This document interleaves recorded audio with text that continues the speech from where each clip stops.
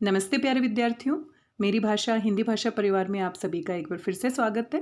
आज हम उपसर्ग और प्रत्यय के बारे में बातचीत करने वाले हैं। उपसर्ग और प्रत्यय से संबंधित कुछ महत्वपूर्ण प्रश्नों के ऊपर बातचीत करेंगे और देखेंगे इनको कैसे हम हल कर सकते हैं।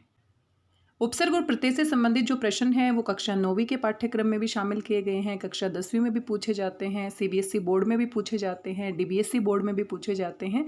हिंदी ओलंपियाड की जो परीक्षाएं आप देते हैं वहाँ पर भी इनसे संबंधित सवाल पूछे जाते हैं और साथ में बहुत सारे कॉम्पिटिटिव एग्जाम में भी उपसर्ग और प्रत्यय से संबंधित प्रश्न पूछे जाते हैं, तो आप इससे अभ्यास कर सकते हैं। तो यहाँ पर कुछ प्रश्न हैं जिनके बारे में हम बातचीत करेंगे। आइए इन प्रश्नों को हल कर लेते हैं। तो यहाँ पर आप देख सकते हैं, पहला जो प्रश्न है इसमें पूछा गया है आ उपसर्ग से बना शब्द, और यहाँ पर टाइपिंग एरर है, नहीं आना चाहिए। आ उपसर्ग से बना शब्द नहीं है। यहाँ पर 4 विकल्प दिए गए हैं और चारों को ध्यान से देखकर आपको बताना है। आराम में आ आपका उपसर्ग है और राम मूल शब्द है। आम जो है ये आपका सही विकल्प होगा, क्योंकि आम जो है यहाँ पर आ उपसर्ग का प्रयोग नहीं हुआ है। आ और जमा म ऐसे ये नहीं टूटेगा, बल्कि आम यहाँ पर मूल शब्द है, इसको हम अलग से टुकड़े नहीं कर सकते हैं।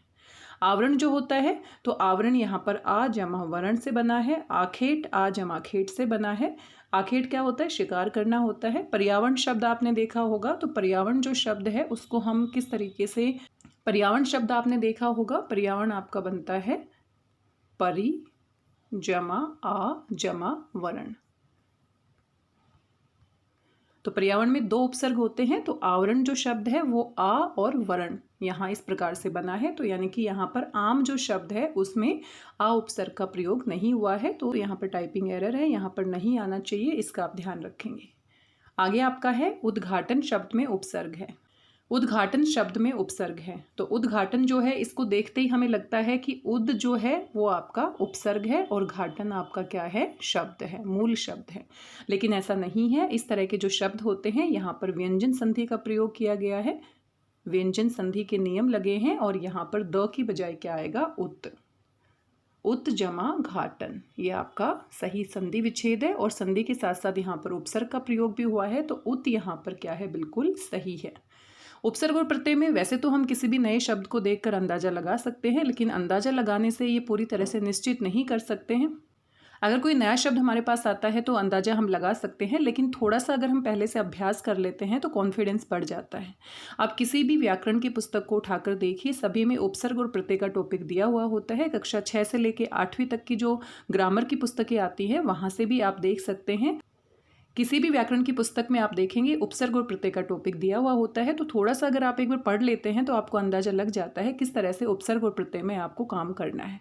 कई बार क्या होता है, शब्द आसान होते हैं, लेकिन कई बार जो शब्द होते हैं उसमें संधि के नियम भी लगे हुए होते हैं, थोड़ा सा हमने टेक्निकली सोचने की ज़रूरत होती है।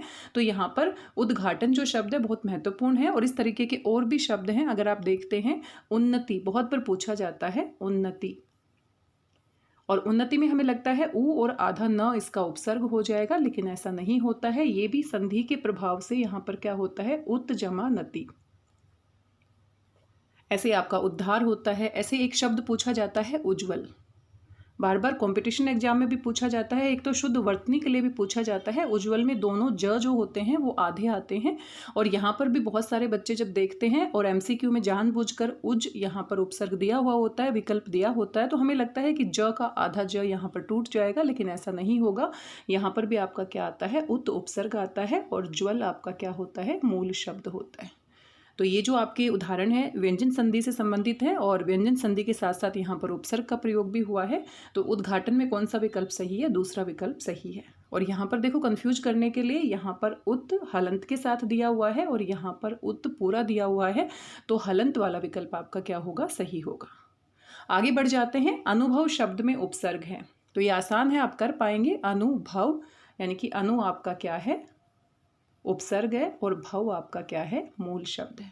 तो अनु आपका क्या है? उपसर्ग है। कुछ आसान होते हैं, कुछ में सोचने की ज़रूरत पड़ती है, तो आप थोड़ा सा अभ्यास कर लीजिए। किसी भी पुस्तक को एक बार आप पढ़ लेंगे तो पेपर में आपको अंदाज़ा लगाना थोड़ा आसान हो जाएगा, और बहुत ज़्यादा मुश्किल उदाहरण पूछे भी नहीं जाते हैं। अगर आप किसी भी व्याकरण की पुस्तक से एक बार रीडिंग कर लेते हैं तो लगभग वहीं से आपका कोई ना कोई प्रश्न बन जाता है। खिलाड़ी में प्रत्यय है, तो प्रत्यय आपके शब्द के पीछे लगते हैं और उपसर्ग आपके शब्द के आगे लगते हैं। तो खिलाड़ी में क्या होता है? खेल होता है मूल शब्द, खेलना, खेलना क्रिया से बना है ये, खेल और आड़ी।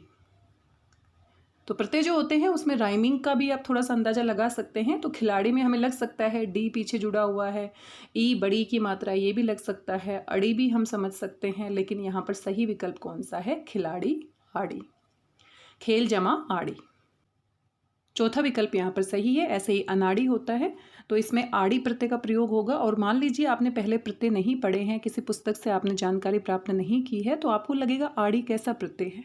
प्रत्यय का अपना कोई विशेष अर्थ नहीं होता है। तो ये जो प्रत्यय होते हैं ये शब्दांश होते हैं जो किसी मूल शब्द के पीछे लगकर उसके अर्थ में विशेषता ला देते हैं।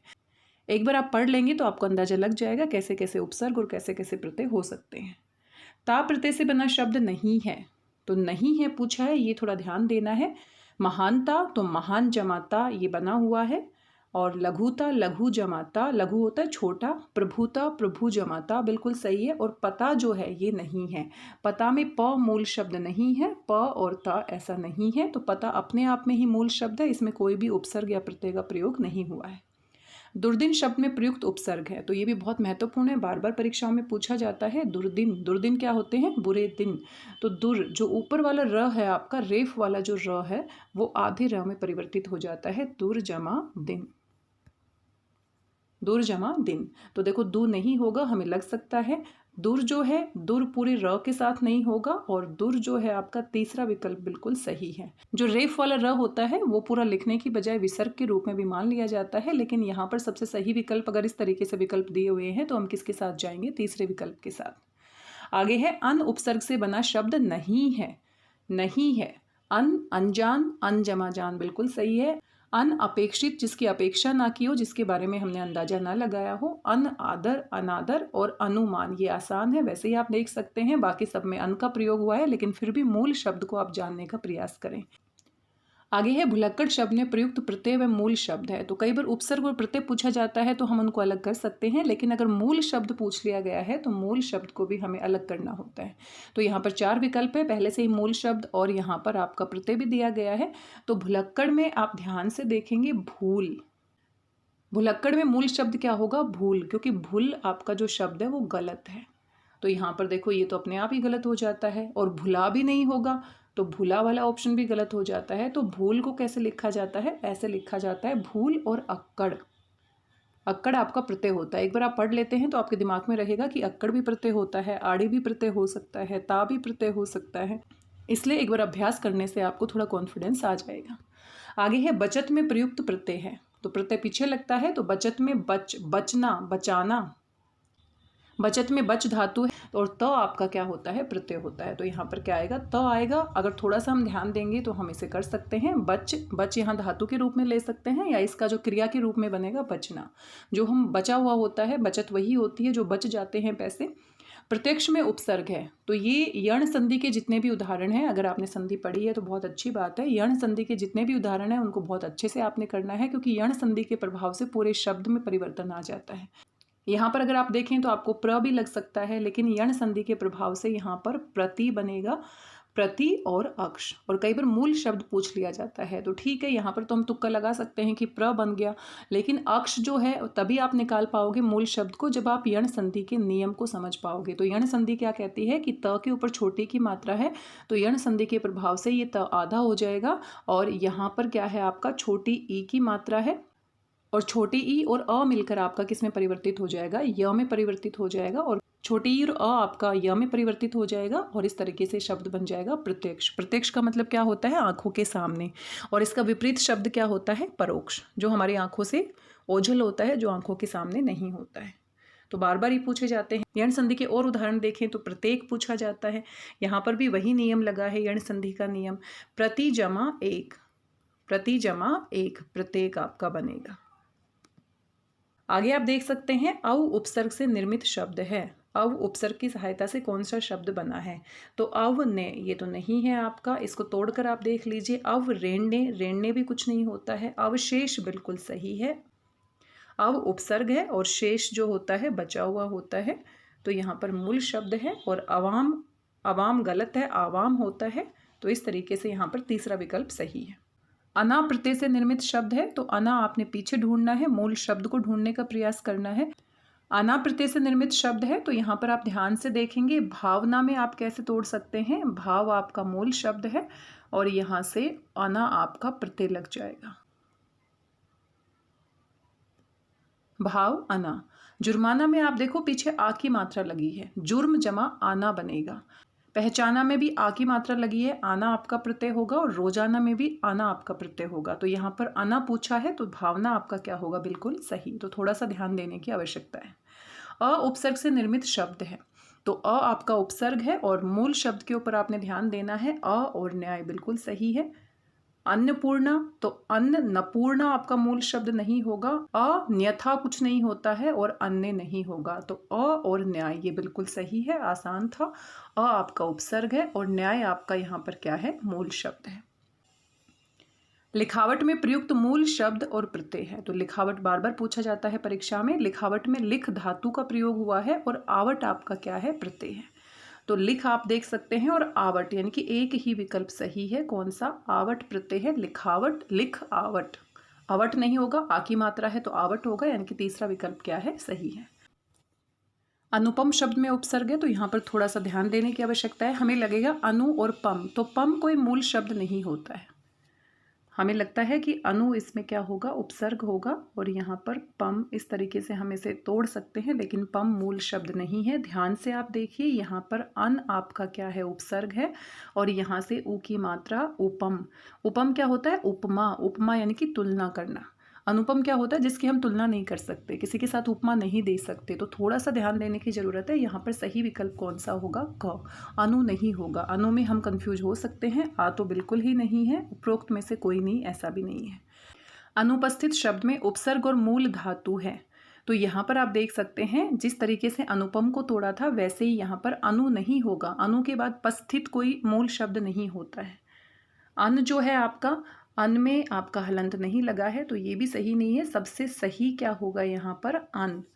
अन हलंत के साथ आएगा और वहां से ऊ की मात्रा निकलकर उपस्थित, यानी कि तीसरा विकल्प क्या होगा, सही होगा। प्र उपसर्ग का उदाहरण नहीं है, तो यहाँ पर मूल शब्द के ऊपर ध्यान देना है। प्र और योग बिल्कुल सही है, योग मूल शब्द हो सकता है। प्र और तान ये भी बिल्कुल सही है। प्रमोद, मोद का मतलब क्या होता है, खुशी, तो ये भी बिल्कुल सही है। और जो प्रणाम है, तो प्र आपका ठीक है, लेकिन नाम कुछ नहीं होता है, तो इस तरीके से ये आपका दूसरा विकल्प क्या हो जाएगा, सही। यहाँ पर प्र उपसर्ग का प्रयोग नहीं हुआ है। दैनिक शब्द में प्रत्यय है, बार बार पूछा जाता है। दैनिक, धार्मिक, आर्थिक, इस तरह के जो शब्द होते हैं तो प्रत्यय पीछे लगता है। और यहाँ पर ध्यान से देखिए, न के ऊपर छोटी की मात्रा है, तो यहाँ पर कौन सा प्रत्यय होगा, एक प्रत्यय। यहाँ पर टाइपिंग एरर है, दूसरा विकल्प टाइप नहीं हुआ है, तो दूसरा ही विकल्प यहाँ पर क्या है, सही।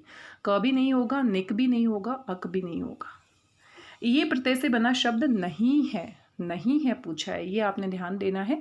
तो भारतीय में भारत और ये बड़ी की मात्रा है, तो ये आपका क्या है, बिल्कुल सही है। नमनीय में नमन, नमन और बड़ी की मात्रा है, तो ये आपका बिल्कुल सही है। और रचनीय जो है ये आपका सही नहीं है, क्योंकि रचनीय कैसे बना है, रच धातु से बना है और इसमें अनीय प्रत्यय लगा है। कौन सा प्रत्यय लगा है, अनीय प्रत्यय लगा है। जब आप इनको ध्यान से पढ़ेंगे किसी भी पुस्तक में, तो अनीय प्रत्यय भी होता है, और इसी तरीके से पठनीय होता है, पठ धातु और उसके बाद अनीय प्रत्यय लगता है।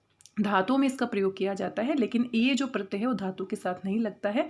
कर्णीय में आपका क्या है, करण, और ये आपका क्या है, प्रत्यय।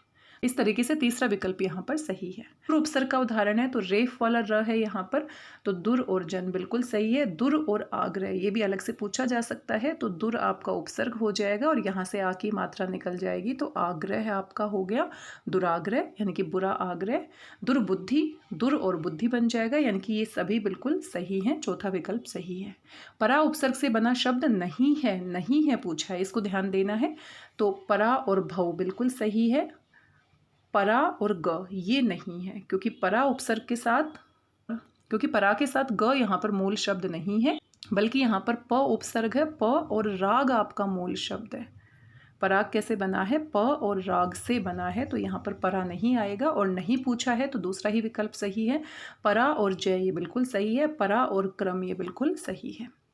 अपनापन शब्द में प्रयुक्त प्रत्यय है, तो ये भी बार बार पूछा जाता है। अपनापन, तो यहाँ पर क्या है, अपना और पन, आसान है, बचपन, बच्चा और पन, इस तरीके से पन। न में कंफ्यूज हो सकते हैं, अपन में अपन तो नहीं आना चाहिए, आ की मात्रा है, आपन में कंफ्यूज हो सकते हैं। तो अपनापन, बचपन, ये आपके लड़कपन, ये आपके किससे बनते हैं? पन प्रत्यय से बनते हैं। त्व प्रत्यय से बना शब्द है, तो गुरु और त्व बिल्कुल सही है, यही विकल्प बिल्कुल सही है। कत्व कुछ नहीं होता है, जमित्व भी नहीं होता है, अजत्व भी नहीं होता है, तो पहला ही विकल्प क्या है? सही है। निर्मल शब्द में प्रयुक्त उपसर्ग है, तो रेफ वाला जो र है इससे आप परिचित हो गए हैं। तो यहाँ पर देखो निर आपका क्या हो जाएगा? उपसर्ग, और मल क्या हो जाएगा? निर आपका उपसर्ग हो जाएगा और मल यहाँ पर मूल शब्द बन जाएगा, तो दूसरा विकल्प सही है। यहाँ पर ने भी हो सकता है, क्योंकि बहुत सारी पुस्तकों में आप देखेंगे विसर्ग संधि का प्रभाव भी लगता है, जो आपका रेफ वाला र होता है। लेकिन जब ऐसे विकल्प दिए होंगे तो हम किसके साथ जाएंगे? हम इस वाले र के साथ जाएंगे। बद उपसर्ग है, तो बद जो उपसर्ग है वो उर्दू फारसी से आता है, ये हिंदी और संस्कृत का नहीं होता है। तो यानी कि आगत उपसर्ग है, कहाँ से आया है? दूसरी भाषा से। बदमाश आप कह सकते हैं। पराजय शब्द में उपसर्ग है, तो आसान है, परा आपका उपसर्ग है और जय आपका शब्द है। तो जब भी आप उपसर्ग और प्रत्यय को अलग करते हैं तो मूल शब्द के ऊपर अगर हम फोकस करते हैं, ध्यान देते हैं, तो शायद हमारी बहुत सारी परेशानियां दूर हो जाती हैं। और बार बार अभ्यास करने का कोई विकल्प नहीं होता है, क्योंकि जितना आप अभ्यास करेंगे, जितने नए नए शब्दों को आप तोड़कर देखेंगे, क्या उपसर्ग हो सकता है, क्या मूल शब्द हो सकता है, तो गलती होने की संभावना कम हो जाती है। परि उपसर्ग से बना शब्द नहीं है, नहीं के ऊपर आपने ध्यान देना है। तो परिक्रमा भी है, परिभ्रमण भी है, परिनाप भी है, तो परिधि जो है वो यहाँ पर नहीं आएगा। चमकीला में प्रत्यय है, तो चमकीला, तो जो प्रत्यय होते हैं उसमें राइमिंग के ऊपर भी हम ध्यान दे सकते हैं। कीला में देखो चमक आपका क्या है? मूल शब्द है, मूल शब्द के ऊपर भी आप काम कर सकते हैं। और बड़ी की मात्रा है तो ईला आएगा, चमकीला। आ नहीं आएगा, क्योंकि पीछे आ की मात्रा है, तो हम सोच सकते हैं, ला भी हम सोच सकते हैं, लेकिन सही क्या है? चमकीला, भड़कीला। इला आएगा बड़ी के साथ, और चम और कीला ये तो बिल्कुल वैसे ही तोड़ दिया गया है। न प्रत्यय से निर्मित शब्द है, तो न आप देखो सभी में लगा हुआ है, लेकिन चल आपकी धातु है और चल से चलना क्रिया बन जाती है। चल आपकी धातु है और चल से चलना क्रिया बन जाती है, तो चल और जमा न, ये बिल्कुल सही है, पहला ही विकल्प सही है। खू जमा न नहीं होगा, दातु जमा न भी नहीं होगा, पतलू जमा न भी नहीं होगा। इसे हम थोड़ा सा मुश्किल कह सकते हैं, लेकिन सबसे सही विकल्प है पहला। बिकाऊ में प्रत्यय है, तो ये भी देखो थोड़ा सा अजीब सा आप कह सकते हैं, ऊ भी हमें लग सकता है, आऊ तो नहीं लगेगा, आ की मात्रा है, तो आऊ इसमें सही है। बिक धातु है और आऊ क्या है? प्रत्यय है। बिक यानी बिक से बिकना बन गया है, और बिकाऊ, तो यहाँ पर सबसे सही विकल्प कौन सा है? तीसरा। सु उपसर्ग से बना शब्द बहुत महत्वपूर्ण है, बार बार परीक्षाओं में पूछा जाता है। तो सु से बना, तो यहाँ पर देखो स्वागत, स्वागत जो है अपने आप में बहुत ही खास शब्द है, तो हमें लगेगा कि यहाँ पर स्व आना चाहिए, लेकिन ऐसा नहीं है। सु और आगत, यहाँ पर भी यण संधि का प्रभाव है, तो संधि जहाँ पर लगती है वहाँ पर नियम लग जाते हैं, और वहाँ पर उपसर्ग और प्रत्यय भी हो सकते हैं। तो सु जमा आगत, और यहाँ से क्या बना है? संधि के प्रभाव से आधा स, और ये ऊ की मात्रा और अ मिलकर, ऊ की मात्रा और अ मिलकर किस में परिवर्तित हो जाता है? व में। तो यहाँ पर क्या बनेगा? स्वागत, जिसमें सु उपसर्ग है, सुआ में नहीं है, स्वमेव में नहीं है, और स्वाद में भी नहीं है। तो ये बहुत महत्वपूर्ण शब्द है, बार बार परीक्षा में पूछा जाता है। स्वागत में कौन सा उपसर्ग है? सु, संधि लगी है यहाँ पर। सुहावना में प्रत्यय है, तो यहाँ पर देखो हमें ना भी लग सकता है, वना भी लग सकता है, अना भी लग सकता है, लेकिन यहाँ पर राइमिंग आप देखेंगे, आवना, सुहावना, लुभावना। तो ये आपका कौन सा विकल्प सही है? तीसरा विकल्प सही है। नी प्रत्यय से निर्मित शब्द है, तो नी आपका पीछे सभी में लगा है, देनी कुछ नहीं है, चीनी में नहीं है, लेनी में भी नहीं है, ओढ़नी, ओढ़ और नी, ओढ़ने से बना है। ओढ़नी क्या होती है? जो कपड़ा सर पे ओढ़ा जाता है उसको हम ओढ़नी कहते हैं। ओढ़नी क्या होती है? जिसको हम ओढ़ते हैं, तो ओढ़ना से बना है, तो पहला विकल्प क्या है? सही है। पुजारी में प्रत्यय है, तो यहाँ पर भी थोड़ा राइमिंग से हम मदद ले सकते हैं।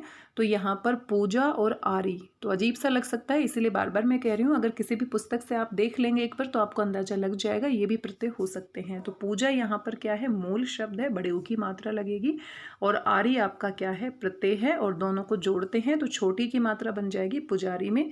तो यहाँ पर अरी भी नहीं होगा, री भी नहीं होगा, बड़ी ई भी नहीं होगा, हम कंफ्यूज हो सकते हैं। तो यहाँ पर दूसरा विकल्प सही है। अपमान शब्द में प्रयुक्त उपसर्ग एवं मूल शब्द भी पूछा गया है, तो यहाँ पर 4 विकल्प दिए गए हैं, आसान है, अप और मान। तो यहाँ पर आप देख लीजिए, अप और मान, पहला ही विकल्प क्या है? सही, क्योंकि मान मूल शब्द है। तो ये भी गलत है आपका, ये भी गलत है। यहाँ पर पहला विकल्प सही है, बाकी सभी विकल्प गलत हो जाते हैं। आज की इस वीडियो में बस इतना ही। आशा करती हूँ जानकारी आपको पसंद आई होगी। आप खुद से अभ्यास करेंगे तो आपको बार बार प्रैक्टिस करने से आपको अंदाज़ा लग जाएगा कहाँ पर उपसर्ग हो सकता है, कैसे प्रत्यय लग सकते हैं, कैसे मूल शब्द को निकाला जा सकता है। क्योंकि उपसर्ग और प्रत्यय में बहुत ज़्यादा नियम याद करने की आवश्यकता नहीं है। जितने ज़्यादा शब्दों को आप अपनी आंखों के सामने से देखते हुए चले जाएंगे, जिनके बारे में आप पढ़ते हुए चले जाएंगे, उतना ही आपको अंदाज़ा लगता हुआ चला जाएगा। तो इसका कोई शॉर्टकट मेथड नहीं है। थोड़ा सा आप पढ़ते हैं, अभ्यास करते हैं, तो इसका बार बार प्रैक्टिस करने से, अभ्यास करने से ही कॉन्फिडेंस आ सकता है। आज के लिए बस इतना ही। मिलते हैं किसी नई जानकारी के साथ। तब तक स्वस्थ रहिए, व्यस्त रहिए, मस्त रहिए और खुश होकर अभ्यास करते रहिए, क्योंकि अभ्यास से ही कॉन्फिडेंस आता है और कॉन्फिडेंस से ही हम आगे बढ़ पाते हैं। धन्यवाद, बहुत बहुत धन्यवाद।